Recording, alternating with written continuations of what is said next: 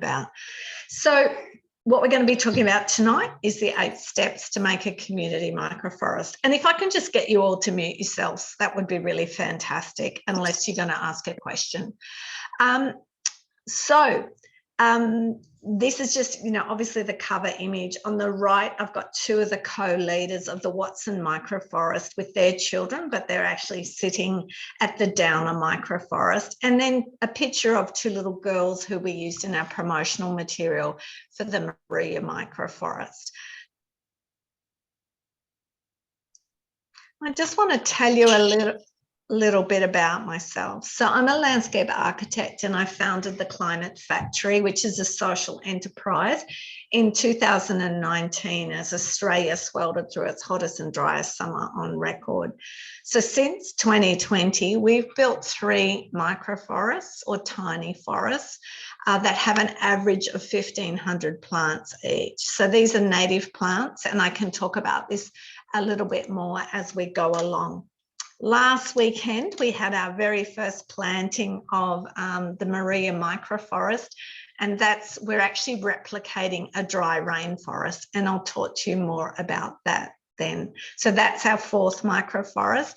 And we've also got another group in Queanbeyan. For those of you who don't know the ACT and New South Wales area very well, Queanbeyan's just across the border from the ACT. It has a different governance structure, so it has a local council, the Queanbeyan Palerang Council, whereas in the ACT, if you're building on public land, you're building with the ACT Government Directorate, so they don't actually have councils.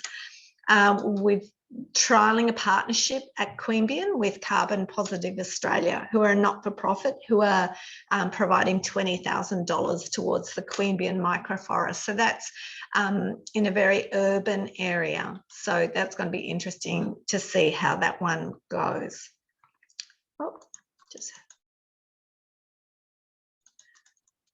So one of the things I've been doing down here in Moruya, so Moruya's 2 hours to the east of Canberra, and so my partner and I built a house and garden on 2,000 square metres, so a very bare block of land. And one of the things I started experimenting with was how to make a home microforest. So we've actually got a little video in our shop for those of you who are interested in that, and you can buy or rent those videos. But I just talk about the method that we used to create a microforest at home, and I was trying to recreate the look and feel of the local sand dune ecological communities and using plants from those communities. It grew very quickly, but it didn't incorporate the same sort of water harvesting that I've used in our public microforests, and I'll talk more about that water harvesting with you. I've also experimented last year. I built a dry rainforest in our back garden with kind of mixed results so far, but I haven't included any photos here. So what I've been doing for the last few months is actually measuring the growth of trees, because I was really concerned at first that trees didn't seem to be growing. We planted in middle cool of last year, and it was very, very wet. And things started to really kick off in summer. So 2019 was Australia's hottest and driest year on record. And I just mentioned earlier to a couple of people who are here early that the ACT, which normally has around 635 millimetres of rain, that year only had 358 millimetres of rain. That just puts the ACT just outside a semi-arid zone. So I was pretty alarmed. I was travelling between Moruya on the south coast and Canberra. And as I drove into Canberra, I'd be seeing whole swathes of trees looking like they were close to dying, people's hedges dying, and also too, a lot of the rainforest pockets near where we were living in Moruya were just defoliating. So they just couldn't handle how dry everything was and losing leaves. So in the beginning of 2019, I wanted to experiment and look at the temperature differences that perhaps a very densely vegetated area could result in compared to, say, a car park. So I took thermometers just to measure air temperature along to the Botanic Gardens in Canberra. And this was, I think, about 3 p.m. in the afternoon. And the car park, the air temperature was about 37 degrees, so that's not unexpected. Often man-made or artificial surfaces, particularly when they're black and impermeable, get very, very hot. So the nearby concrete concourse near this water feature, it was in shade and it was 3 degrees cooler at 34 degrees. Now, 50 years ago, a number of people decided they wanted to create a rainforest in a gully at the Botanic Gardens, so within a dry sclerophyll gully. And some skeptics said it couldn't be done, but they went ahead, they planted multiple layers of vegetation from rainforest communities from the east coast of Australia. And that image on the right shows what it looks like 50 years on. What I realised after visiting that combination of dense planting, the application of water and fantastic soil, so that soil has been creating lots of humus and organics for 50 years, meant that at the bottom of the rainforest gully, the temperature was a whole 11 degrees cooler. So I realised that particularly in a climate like Canberra or any inland climates where it doesn't have the benefit of the sea breezes and that cooling effect, as well as that water, that doing something with the application of water, and it turned out to be water harvesting, was incredibly beneficial. So how are we different from perhaps other people who are doing revegetation? So I suppose just lots of you will know, for example, an organisation like Landcare. Well, one of the things we do, and we're working primarily in urban parks, is we incorporate water harvesting. And this is an example on the right. This is at our Holt microforest. This is our leader, Jennifer Bardsley. So she's the volunteer leader, a mum of 3 young boys. A couple of them have autism. So she was really keen to get involved in a project that she found her boys' behaviour. They were much happier when they were outside in nature, and she wanted to do this sort of thing in her local park. So we use a water harvesting designer called Paul Totterdell, and he creates a system of almost like underground creek beds. So these are on average 800 millimetre deep trenches.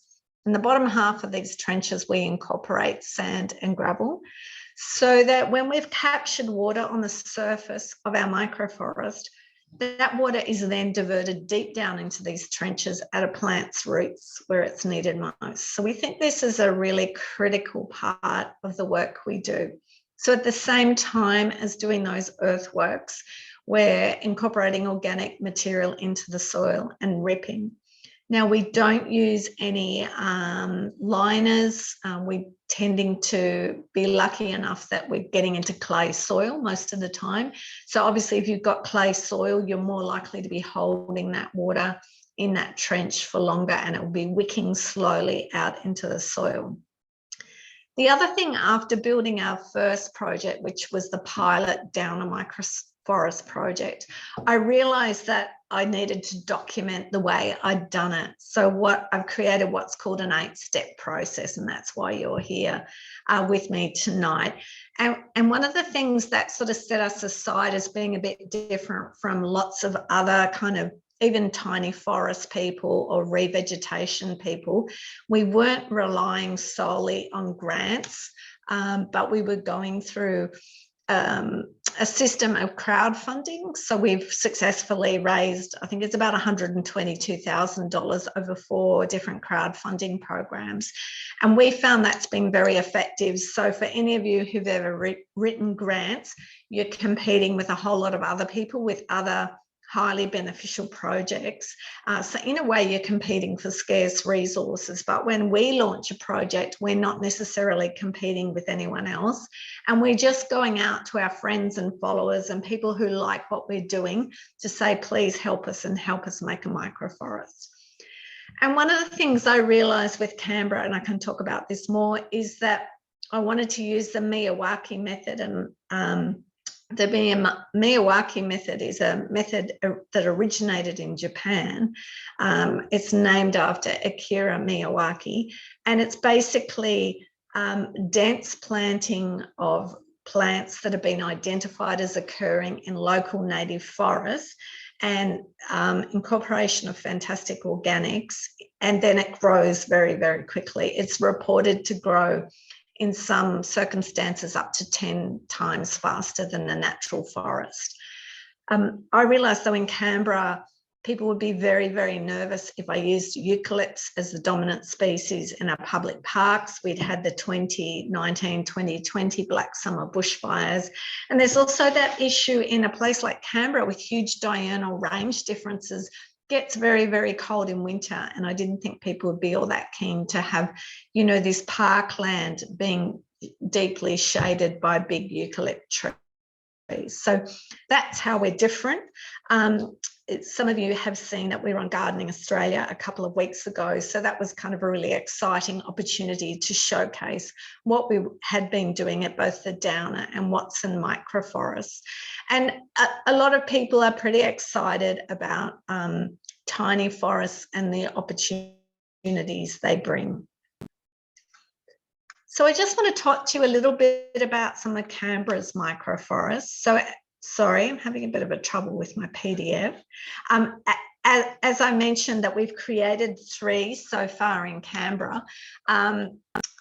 We've planted 4,500 native plants. We've had numerous community planting events. We've created 106 linear metres of water harvesting trenches linked to either bogs or dry creek beds. So what we're finding is that at the surface, we have what looks like a dry creek bed, and it is a dry creek bed, but actually in rainfall events, it will hold a little bit of water. It may hold that water for about 24 hours, and it provides a nature play opportunity. So our vision was we wanted to create a microforest in every urban hotspot in Australia. So we're coming up to 5 it will be 5 in 4 years. So I just wanted to track away a little bit from the work in Canberra that we had been doing.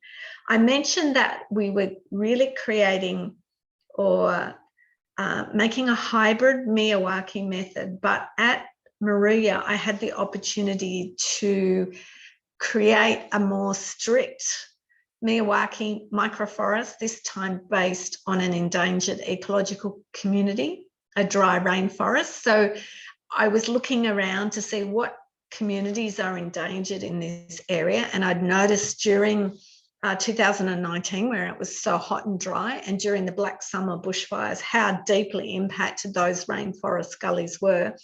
And then I came across some literature that showed me that there was endangered coastal rainforest. So I started looking for examples of that first. Then I was working with a horticulturalist from TAFE, and she said, you can't plant that here in Moruya because Moruya is about 6 or 7 kilometres inland. And then I found we had a dry rainforest that was an endangered ecological community. So then I contacted the local land services, and she gave me the names of some people on properties nearby so that we could go and visit these properties and do a survey and see what trees and shrubs were growing in there. I just wanted to backtrack a little bit and just tell you about Moruya and fundraising, because I know some of you do have questions about fundraising. So we launched a successful crowdfunding campaign last year.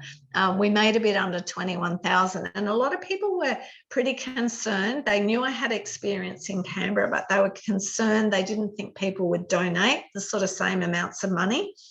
And we're actually really surprised that we only had 100 donors, but you know, one individual donated $2,000. We had lots of people donating $500. So that is quite interesting, the demographics of a place you live in and what sort of money can be offered. It's interesting, the Queanbeyan group were having difficulty crowdfunding in Queanbeyan, and I think that's partly attributed to, you know, we'd had 10 or 11 interest rate rises that were really impacting people's bottom line. At Moruya, I applied for a big government grant for not only the microforest at St John's. So I should mention St John's is Anglican church, and we'd tried to look at land that was owned by council, but council, as they can be, were pretty unresponsive. Well, not unresponsive. It was during COVID. They didn't have many resources, and they offered us a parcel of land, but it was in the Botanic Gardens, which was kind of quite a long way from Moruya town itself. So we decided we'd go ahead with the offer to use the Anglican church's land. So we didn't have a lot of money, and normally we'd kind of run a project on about $35,000, so we can pay everyone, you know, so our earthworks are sort of $10,000 to $11,000. We like to do things like install big granite boulders. So, you know, the boulders might cost, boulders for Moruya, say, cost $3,000, but I had a significant amount of them donated by a local quarry. We also had a really fantastic B&B across the road from the microforest, and they held a high tea for us. So all our volunteers came and waitressed and waited, and we raised $3,000 from that. And then Coast Watchers have given us money towards plants, and then the council has chipped in with 200 plants too. Now, I just want to check I've still got you all here, because I can't see anyone.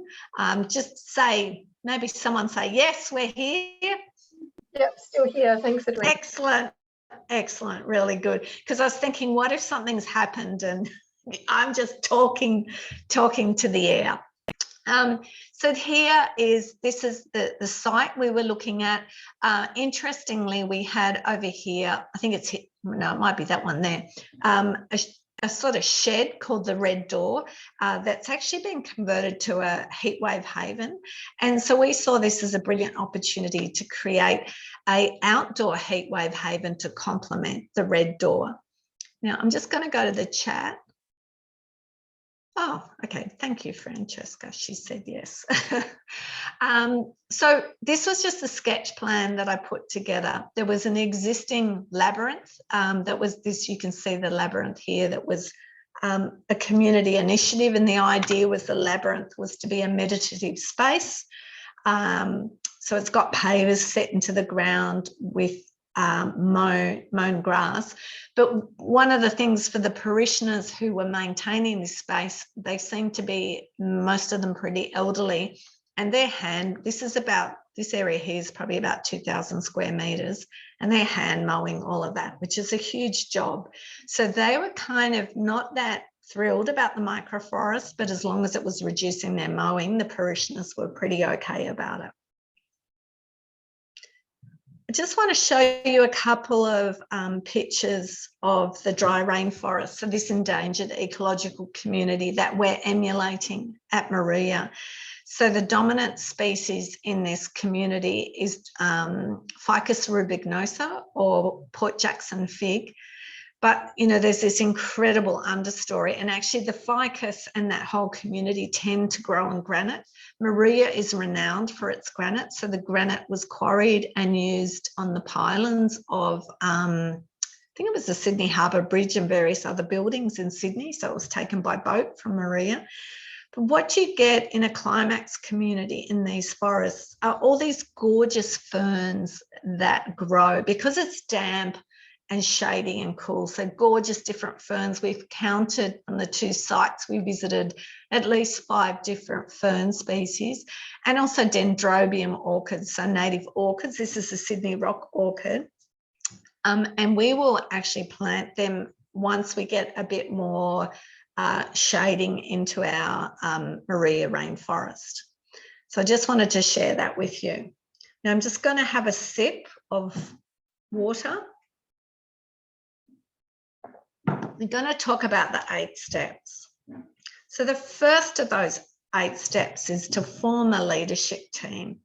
And I've just got the example of Purdy Bowden here. So Purdy, if you saw the Gardening Australia, she was on Gardening Australia. Purdy had worked in climate change policy with the government. She'd gone to the COP presentations, I think COP in Paris, and she was concerned about climate change, but she had seen what we were doing at Downer and she loved it. And I actually connected her. I had a couple of different people talking to me and I connected her with those people, and they formed a team. They had 3 women. So mainly the people who are our volunteer leaders are actually parents with young children. And I think it's partly because they're freaking out a little bit that they've had kids and that they're kind of entering into an uncertain future. And part of the reason I did this, I have adult children and I don't have any grandchildren yet, but I wanted to be able to say to those grandchildren that at least I had a go. So that's kind of partly what drives me. So one of the things we say to people is start having conversations in your community. So is that, if you're working, is that your workplace? Are some of you maybe parents and taking children to school, or is it with neighbours? Or even if you're thinking about doing a microforest at home, you could talk to your neighbours and you could talk to your family about that project. Keeping an eye out for people who've got complementary skills is also really critical. I think we had one person who, so Jennifer from Holt was really leading that project on her own. She was completely amazing. She was on maternity leave, as Purdy was, but she's also a book author, had a really serious very high-ranking government job, but was still able to pull everything together. Not all of us have that ability. So I think it's really important to have other people who can support you when something else comes along and for some reason you can't do some of the activities. You need to be aware you're going to be working together for around 12 to 18 months. And rather than going really, really fast with these projects, I think it's good to get some of these fundamentals really right. I've sent you a link to some worksheets that gets you through step 1. So if you do one of those worksheets every week for 7 weeks, by the end of 7 weeks, you will have progressed to step 2. So for any of you who are interested in giving this a go, your community may not be ready for this. In Moruya, my community, no one was ready to lead it. So I decided I'd have to lead it myself. I was hoping by modelling the behaviour that perhaps other people, and we had someone, I don't know if she's able to come tonight, but someone in a nearby shire, maybe she'll do the same thing. So I think it's partly about modelling behaviour, showing what can be achieved. And since I've started leading, I've ended up getting a whole lot of really great volunteers, not necessarily all from Moruya. Some of them are a bit further afield, but they've been really amazing. And a lot of them actually volunteer for the Eurobodalla Botanic Garden. So that's been great for me. Okay, step 2. I know some of you were a bit concerned about crowdfunding and how do you do it? We reckon we've created a pretty successful way of running crowdfunding. So as I mentioned, we've raised around $122,000 across 4 campaigns. You need to give yourself 4 to 6 weeks at least to craft a good campaign. So we ran a few of them on the platform Start Some Good, and then we changed to another platform called Possible. They're all been working well. And then the Queanbeyan Microforest has used a slightly different campaign mode with someone called Chuffed. But the campaigns that we were running with are called an all or nothing. So you set a target. Normally we say the target should be about $20,000 and you give yourself 30 days and you're really pushing your messages out saying, we've really got to do this. And, you're reporting back to people, you're saying, look, wow, we've just got a donation for $5,000. We're really excited. And people get on board and share it. And the people who who've also been, who contributed will share it with their crowd as well. But it's using your existing networks. So some of you will use things like LinkedIn. I use LinkedIn, I use social media, I have an email database. They're all really important things. So we're really happy for people to copy, not verbatim, because you have to craft it to tell your story of your community, but you can copy thematically what we're doing. Obviously, you want to get decent photos taken, and some of our groups have decided that they'll pay, say, a local in the community who can make a video, pay them to make a video. So it is worthwhile, and you can always get that money back. You can put fat into your budget that you use in your crowdfunding campaign to help pay for those sort of things. Was there any specific question about crowdfunding? And you will, in my 8 steps to make a community microforest, I've got a bit more information in that. No? Okay, that's obviously incredibly clear to you all. So once you've got your money, so what I do is, and particularly with Moruya, I really wanted to set up a couple of volunteers in my group to be the signatories on the bank account, and I didn't want to have anything to do with the bank account. I just wanted to make it really transparent. So I put invoices into my volunteers who then pay those invoices for me. I've created a budget that I shared with them early on, and so that's what we use to pay various suppliers, including myself. One of the things in our steps is to run community consultation. And what you need for community consultation is obviously a venue, ideally a facilitator. You need to know what your method is, how you're going to do it. You need to know what you're asking of people to come and do. So it may be that you're going to talk to them about this local park, that you're planning to build this sort of 1,500 plant microforest. It may not be that size. It may be something different. It might be the size of a tennis court. Ours are usually, because I'm working in spaces that aren't small, so often ours are 1,500 plants on 500 square metres of planting, but they often take up around 1,000 or 1,200 square metres of ground. So in the ACT, that would be a big old house block, because what we're doing is we're creating spaces within and broad pathways as well. We also ask people to talk about what are the things that are important to them, and we ask them to then come back and talk to the group about those, and then give people a way to vote on each of those features. So we give them coloured sticky dots so they can go and vote. So one of the microforests, they voted for habitat, nature play and water harvesting. So we use those characteristics to help us in designing that microforest. It's also important to be aware of some of the objections that may be raised or tricky questions. So there'll be questions around safety. Normally we sort of address this by talking about our designs comply with crime prevention through environmental design. So that's legislated for in the ACT. And the way we do that is we're having broad pathways into our microforests. We keep them to 3 metres wide. And the reason we do that is partly for the mowers to ride on and mow very easily, but also so that there's lines of sight in and out. The other thing is some people in the community will be very unhappy if it starts to look messy.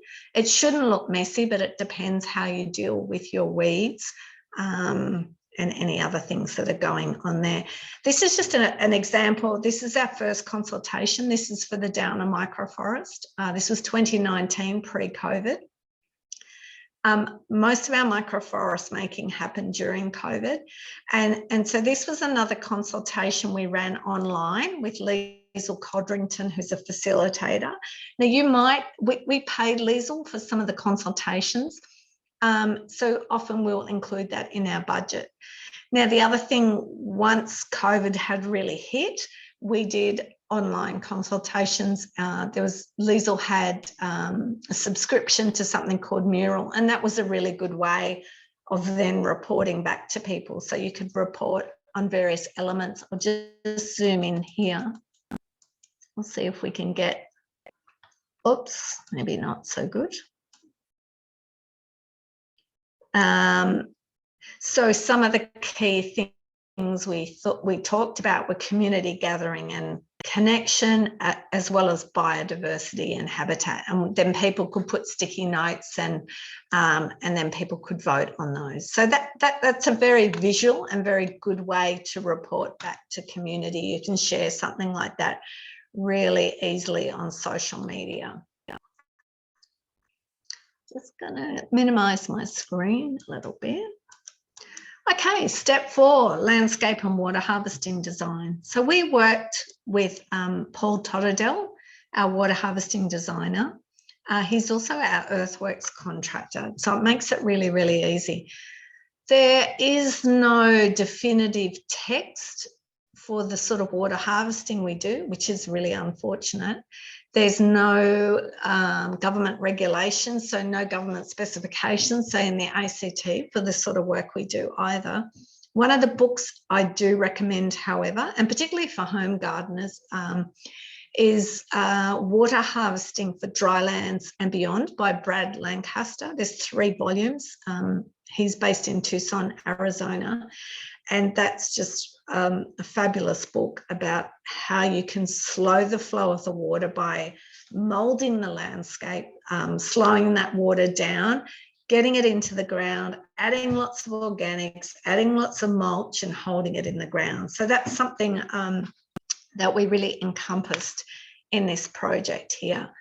So this was a pretty exciting project because in the first project, the Downer Microforest, I was the project leader. I was the one kind of trying to get everyone revved up.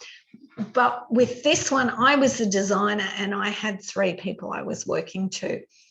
And they were really keen. So you saw those people at the beginning of the presentation, Liz and Purdy, and Joni's wasn't in that, but Joni ended up moving to Bermagui.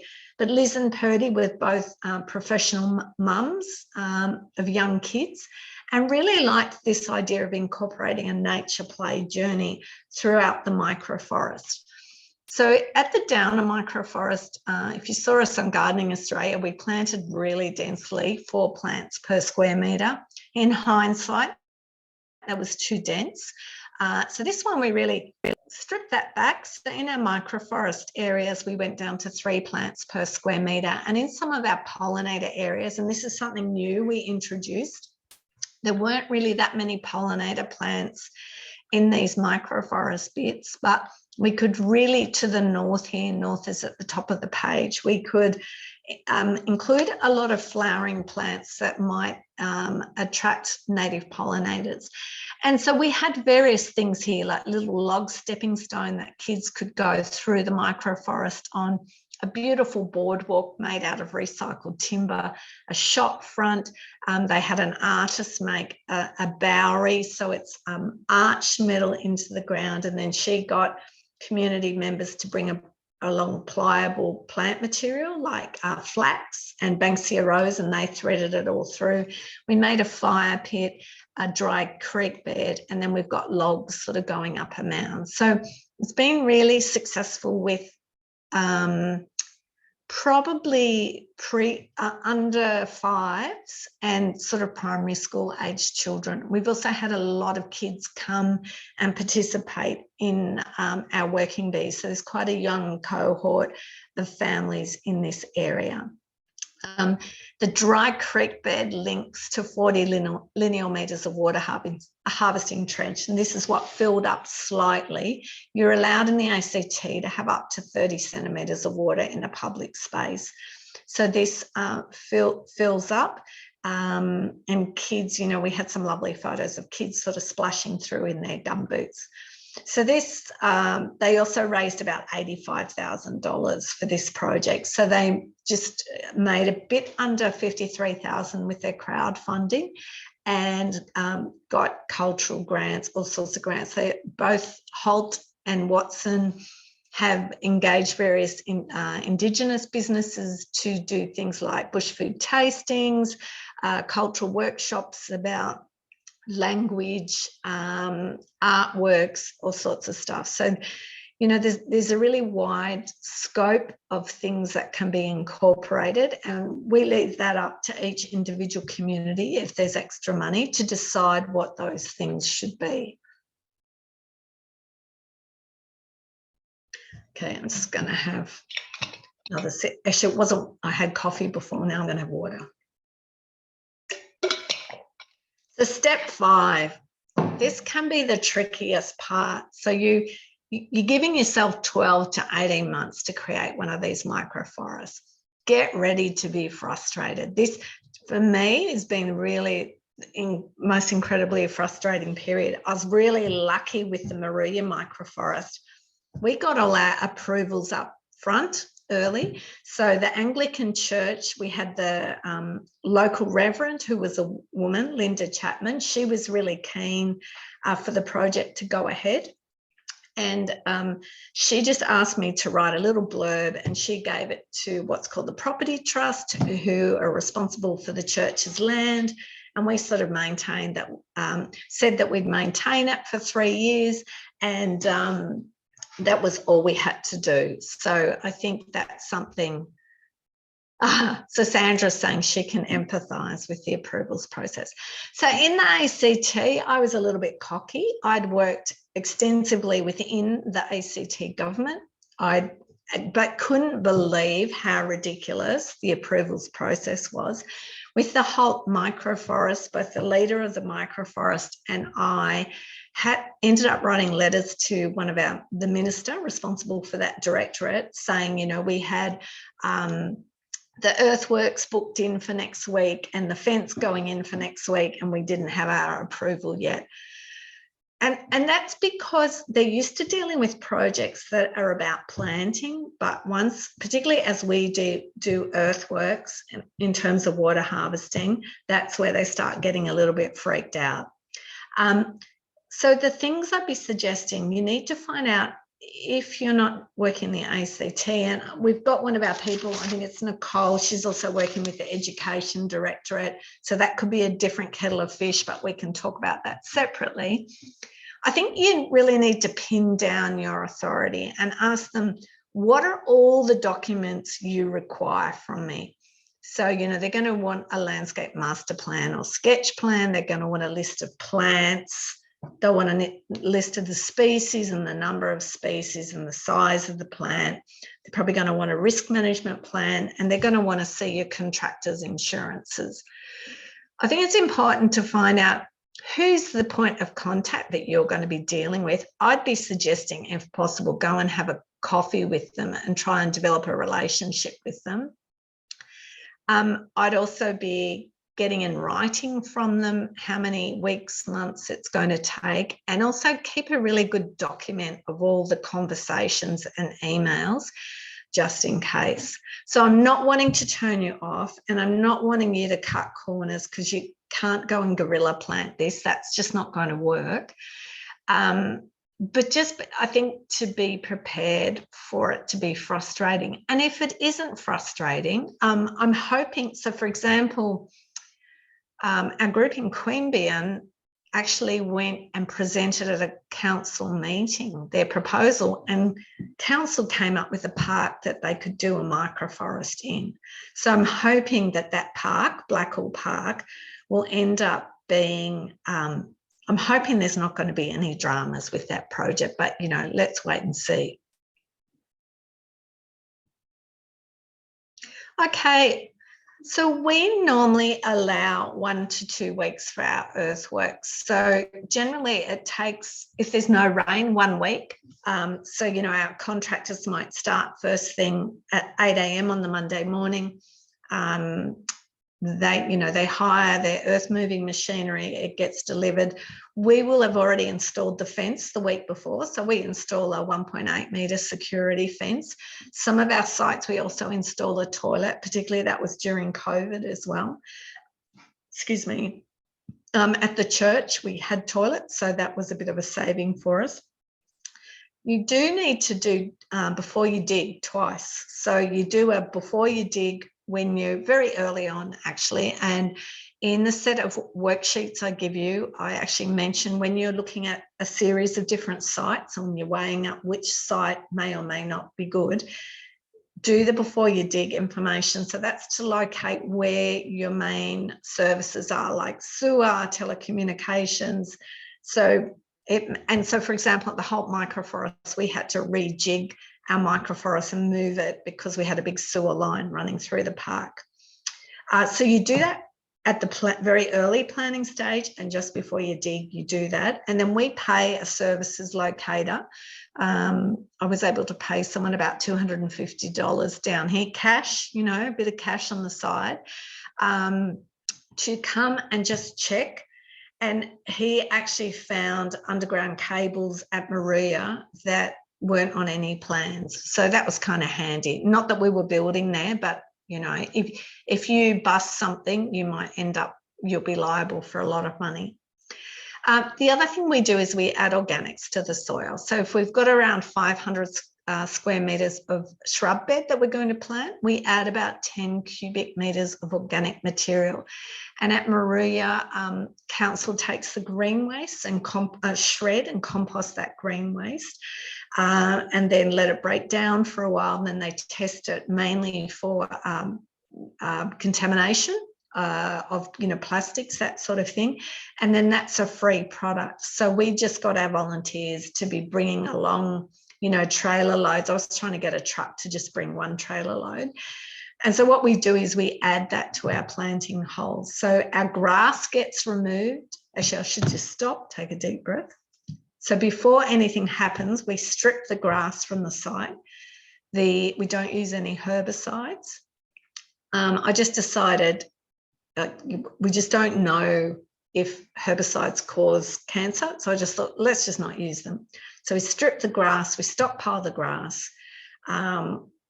We start digging our earthworks, all our trenches. We rip the soil. We were very lucky. This isn't Moruya, but at Moruya, the one we'd just done, we had a sandy loam. It's a deep sandy loam that was over then a granitic base based on the underlying granite rock, and then a clay base, which was fantastic given we were digging our water harvesting trenches. And what we do is we reuse the grass clumps to create sort of grass berms that are trapping the water on the surface. So we're doing a couple of things. We're regrading the landscape to change the flow of the water, so it's re-wetting our landscape, and we're also getting water deep down into those trenches underneath. So in the ACT, a landscape architect needs to superintend this sort of work. So this is something I do as part of the service in the ACT, or sort of down here on the South Coast. It's quite good. You can tweak things with your contractor as you go. Community planting. So we've just done a community planting at the weekend at the Moruya microforest. So we were planting a combination of pollinator plants and rainforest plants. So I've been working, one of our volunteers I mentioned works at the TAFE, is a horticulture teacher, and she and her students have been growing the plants since about February and March. We also got some plants from the local botanic gardens, as well as a local grower. We normally only plant tube stock or cells. Anything bigger we find doesn't necessarily grow particularly well. Ironically, the picture I have here of one of our sponsors is in a spring ring. These were actually donated to us, and they have grown very well as well. We plant 3 plants per square metre and generally aim for planting around 500 plants per working bee. When we're working in the ACT, we need to pre-drill our holes because the ground can be still pretty hard. At Moruya, we didn't need to do that because it's a beautiful sandy loam. So we were able just really easily open the soil up just with the spade. You will need to, you need someone who knows what they're doing to set out the plants and prep the holes. So in Canberra, we tend to use a number of additives to our holes, and we have this planting method we use, and then we put tree guards around our plants as well. And depending on our volunteers and whether or not our plants are ready, I should mention, you need to be really organised. You probably need to be ordering your plants up to 6 months before. And so if you've got a project that's 12 to 18 months long, that's probably okay.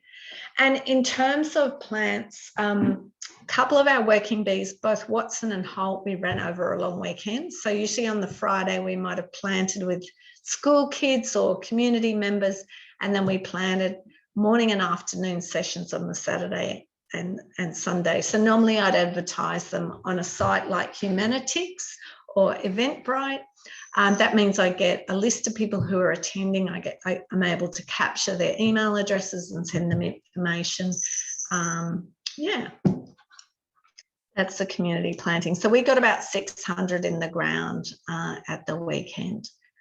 And the final step, and this is something that your local authorities will be very interested in, is the maintenance. You'll need to have a sort of maintenance plan, and we can share what we use with you. We also guarantee we will maintain for 3 years. So that usually allays concerns. So it's a good idea to set a regular time for a working bee, say the first Sunday of the month at a particular time. And the biggest issue in terms of maintenance is controlling the grass. Normally we're dealing with a landscape that's an exotic grass like kikuyu or cooch. And I should say all our projects tend to be on blank parcels of land. There might be trees in the distance, but we're really taking a blank parcel of land with exotic grass on it. So controlling that kikuyu or cooch from your plants is really critical, as is weeding in between plants. So there's a guy called Rowan Reid who's a agroforester from Victoria. He's got a beautiful book, Heartwood. It's all about growing trees. He grows trees for profit on his land, and he talks about having a metre around each tree. Now, obviously, we're planting 3 plants per square metre, but you're really wanting to suppress those weeds that might be competing with your plant. We mulch deeply. So I had there was a contractor in the street next to the church a couple of weeks ago cutting down some trees for council. So, I went and asked him, do you ever deliver mulch? So he, on Friday, he dropped a whole lot of mulch off for me. So you can get things for free. So like try and as much as possible to get local materials that you're reusing something. I'd really recommend that. And also in terms of irrigation, one of the things we do with our system, we didn't do it at Moruya because we've actually got a lot of natural seepage and a lot of natural water on our site, but we create something called sand infiltration points. So they actually come up to the soil surface, and we mark where they are with river pebbles. So we know that in a drought, we can come along with something like a water cart and fill up some of those trenches just to give those plants in the formative years a bit of a boost.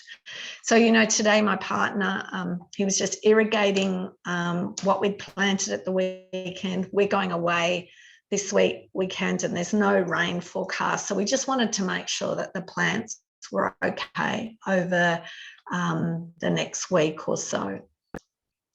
Just a bit of a snapshot. This is what we would do. This was January 2020.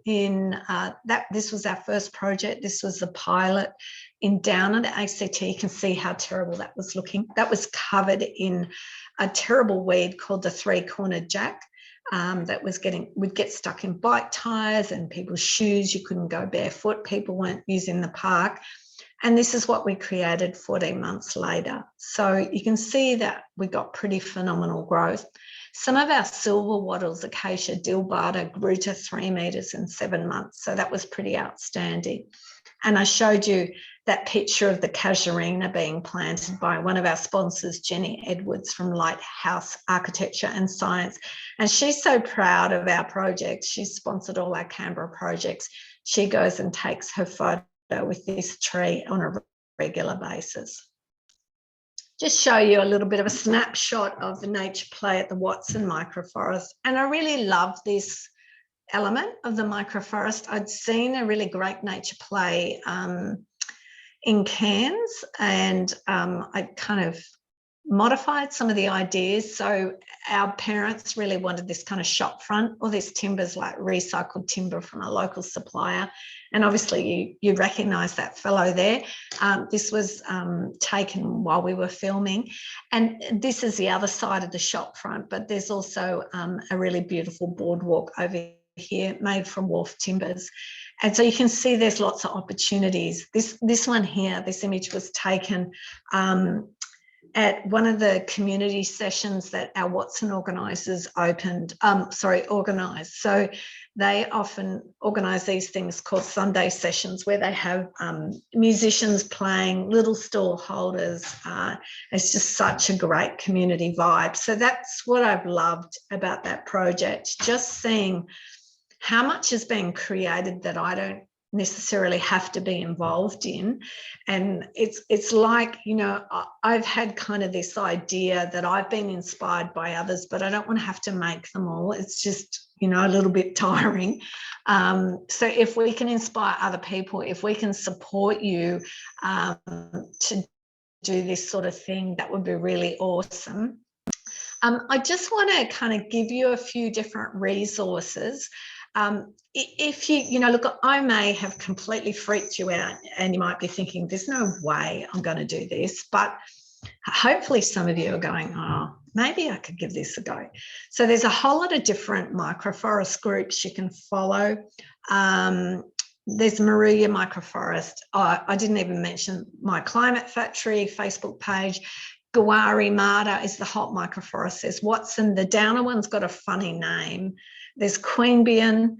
You can also book a 30-minute free session with me. So that's on Calendly. So there's a link there. I've also sent you some resources. Now, the two people who registered late, you can go to the Climate Factory resources. So that web link there.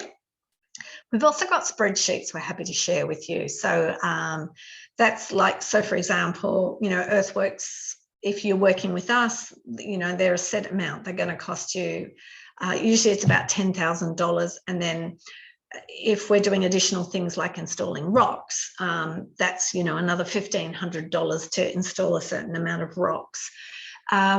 We can also add you to one of our WhatsApp groups. So we have our microforest leaders on WhatsApp groups. So I have one for Queanbeyan, Canberra.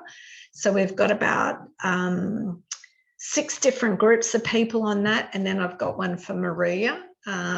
So that's a really good way to spread the load. And so different people jump in and answer questions and say, oh, this is these are the rewards we offered for our crowdfunding. So it's like the Brains Trust. And that's a really good way of finding out more information. There's no dumb questions, but sometimes I may not be looking at it all the time. Just one final thing, we're holding a microforest tour with the Canberra Environment Centre. That's to the Watson and Downer microforests. Those tickets are available on Eventbrite. And please ask me any questions. We've got 5 minutes to go. I'm sorry I've taken up quite so much time. Have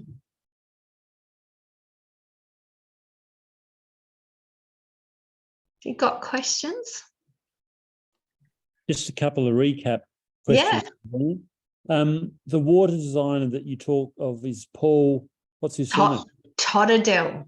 He's Totterdell. Yep, that's good. And you had a recommended book that I'm yeah.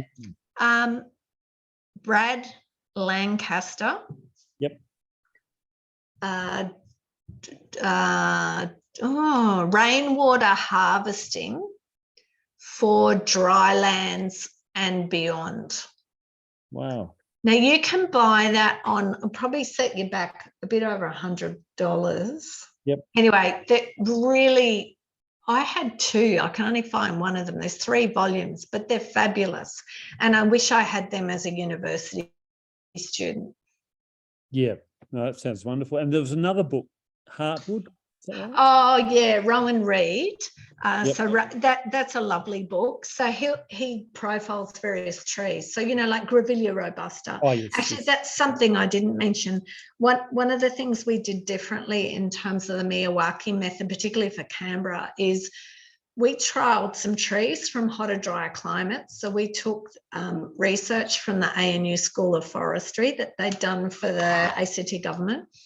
And the number one tree for a hotter, drier future, according to their desktop research, was Currajong. Now, Currajong does grow locally in the region, but we actually sourced plants from a nursery that got down to -9 in winter and up to 49 degrees in summer. So we're trialling that. We were trialling plants like Grevillea robusta, white cedar, Milia zederac. Mixed results. Casuarina cunninghamiana is the second most climate resilient tree according to the ANU, which is funny because they grow by rivers, but we also planted those as well. So that was a little bit of a trial. I haven't had to do that down here in Moruya. I think the water harvesting will be enough to be supporting what we're doing down here. Thank you. Any more? Yeah, sorry, go on. Did you want to go on, Jason? No, I'm finished. Thank you. Yeah, finished. Okay, excellent. I had a question. Yeah. I was just wondering, you planted quite a lot of wattles, as Yes. you mentioned, and obviously they will thin out in the future. Yes. And you don't have eucalypt trees, so I'm wondering what plants will overtake them as dominant sort of canopy. Yeah, so at Downer, we used a lot of the Currajong, so the brachychitons, Yep. I always get it wrong, Populneus or whatever it is. So that's the one where we did Grevillea robusta, Melia, Casuarina cunninghamiana. We trialled Queensland bottle trees. Yep. Can't really see what's happening with them at the moment because it's really hard to tell them with the brachychitons or the other brachychitons. Yeah. At Watson, we decided we used a couple of mallee eucalypts just as a bit of a trial. So we're really playing around with the concept at Watson because we were sort of thinking, well, maybe we should do this a bit like a home, not necessarily a home garden, but maybe some ideas that could be taken into a home garden. Yeah. And yeah, so the dominant trees in, interestingly at Holt, we also looked at there was a microforest with endangered calitris. So we used some calitris at Holt, but so far Currajongs has been the dominant species.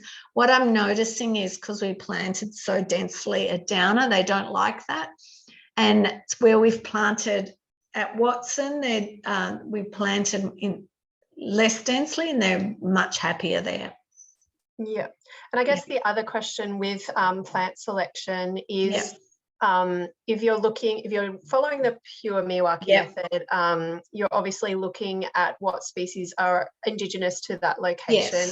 Yes. But then that can sometimes, given you're trying to get very high diversity of species, like 25 to 35, sourcing that number of indigenous species can be a challenge. Like what would your advice be on relaxing the methodology a little bit to incorporate perhaps a wider palette? Yeah.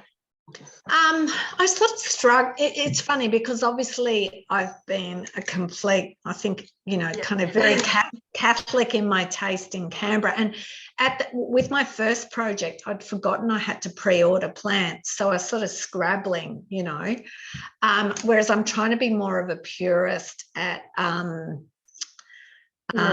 in Moruya, and it's tricky because you're trying to say to people, well, just put the pollinators in that one. And I had someone down there today, they're trying to put the pollinators in my microforest, and I'm like, no, I really want to demonstrate that this is the microforest and this is what we're doing. I think it depends partly, Sandra, on who your funders are too, and some people I speak to. So someone else who's attended my course, Anna Noon, she's Lake Macquarie, I think with you. Is that with you? Yeah. So I'm flying up there next week to for the planting day. Yeah. But she's having, and I don't know, she was having to be quite strict, I thought, about what she could and couldn't include. But I think too, what we're doing is we're looking at what grows locally, and we've seen the kind of ideal community. Yeah. But that ideal community, one of the properties we're looking at is being grazed by sheep and cattle. So maybe some of the species that would have been there aren't there. You know, Right. Yeah, exactly. And so it's kind of tricky. So the purity thing, like, and it's I suppose you can't always get the plants you want, but I suppose because I've been working with the TAFE and the Botanic Gardens and also the land care, the person who grows for land care, I've been able to get reasonably good stuff. Yeah, I guess the reason we would stick to the pure method is to test the scientific method in an Australian context, because obviously Earthwatch is collecting that data. So we want to just see how successful it is in its pure form. But also, it also gives you an easy template when you don't have the lovely landscaping experience that you've got in understanding the wider sort of like what plants survive. At least you've got an easy template. You just go to the sort of what's the government lists of what was there pre-settlement. No, that's a good point. And then, but then I suppose you have regional variations or micro variations. So that's kind of what we're finding.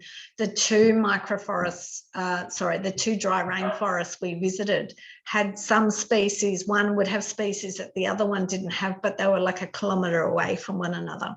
And I think that's due to one property had no grazing pressure, hadn't had stock on it for 30 or 40 years, whereas the other one still did. Yeah, so you really need to do the ground truthing as well. Yeah, if you're doing this methodology. And look, there's plenty of people out there, like, please, if you were thinking about doing this, don't feel freaked out about it. There's plenty of people who can help you, and I think there's plenty of people willing to help as well. Yep. Thank you. That's okay. Okay, look, have we got one, like, we've just gone a tiny bit over time. If we've got one last question, happy to answer that. And if not, you've been a lovely audience, so thank you. Can I just ask Edwina? Yeah. I'll stop my video so I can say hi. Hello. When you're talking about ripping the soil, is there a special machine you use for that? Or? Yeah, usually you will use something with, I don't know if it's called a tine. So, you know, like it's got like your contractor would know what to use. So this is just hired out from the landscape. The contract would have something to do, some sort of machine to use. Yeah, so like depending on your site, like bobcats have those sort of attachments, but we're using I think it's a 5-ton excavator. So, but they have all different attachments. So it's pretty common. It shouldn't be. So most landscapers, if they're any good, will rip your soil and add organics to it. So normally we say to rip to 300 mil deep. Yeah. 300 mil. Thank you, everyone. Excellent. Hope you have a really nice evening. I think my pizza delivery has arrived. Take care, everyone. I will send you the recording, access to the recording of this. Thank you so much, Edwina. No worries. Thank you. Bye-bye. Bye.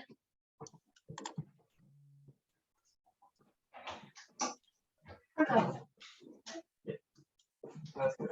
All right.